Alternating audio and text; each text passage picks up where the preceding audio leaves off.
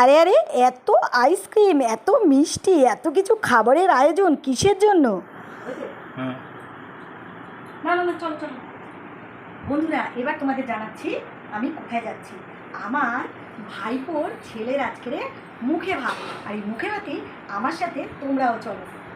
এই যে আমাদের গাড়িটা আমাদের পাড়ার শিব মন্দিরের কাছে রাখা ছিল, আর একে একে গিয়ে উঠছি, আর রাহুল দেখো কী জোর হেসে উঠেছে।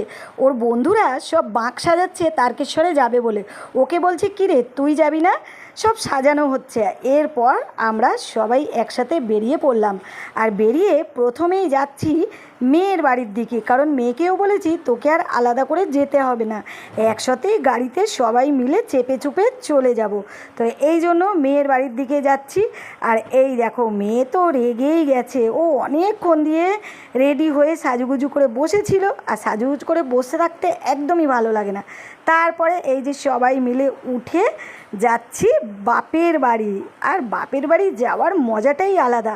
কিসের জন্য যাচ্ছি? যাচ্ছি আমার ভাইপোর ছেলের মুখে ভাতে। আর খুব জোরে বৃষ্টিও পড়ছে বাইরে, আর সবাই মিলে গাড়িতে গান চালিয়ে পরিবারের সাথে যাওয়ার মজাটাই আলাদা। তো এই জন্যই যাচ্ছি সবাই মিলে। জানো তো, সেদিনকে 15ই আগস্টে আমার মেয়েরও জন্মদিন ছিল, তো সব কিছু খুশি একসাথেই পেয়ে গেছি। এই যে চলে আসলাম ভাইপোর ছেলের মুখে ভাতে। আর দেখো, আমার ছোটদা তার নাতিকে আশীর্বাদ করছে। এই যে আমার ছোট বৌদি ছোটদা ওদেরকে আশীর্বাদ করছে। আর এই যে আশীর্বাদ করে গলায় একটা সোনার চেন পরিয়ে দিল। সোনা বাবু, তুমি অনেক ভালো থাকো। এই দেখো আমার ছোট্ট বন্ধু, মানে আমারও তো নাতি, তাই না? আর এই দেখো আমার ভাইপো এবারে তার ছেলেকে আশীর্বাদ করছে।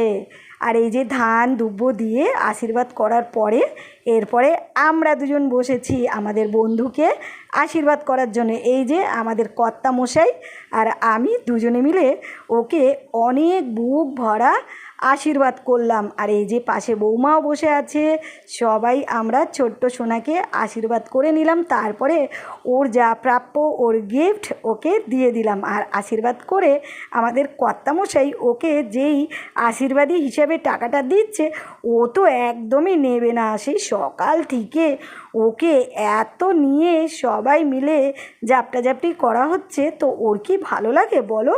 ও তো একটা ছোট্ট শিশু, তো ও একদমই মানে অস্থির হয়ে যাচ্ছে। ও খালি চোখ রগড়াচ্ছে, মানে ওর ঘুম পেয়ে যাচ্ছে সকাল থেকে।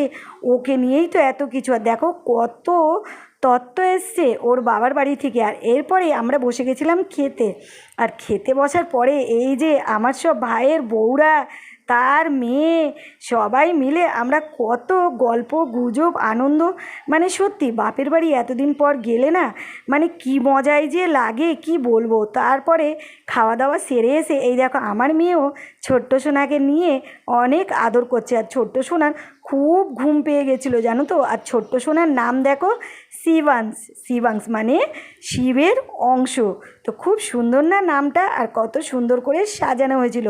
তারপরে আর কি বাড়ির দিকে রওনা দিলাম, আর রওনা দিয়ে এসে মেয়ের জন্মদিন পালন করলাম।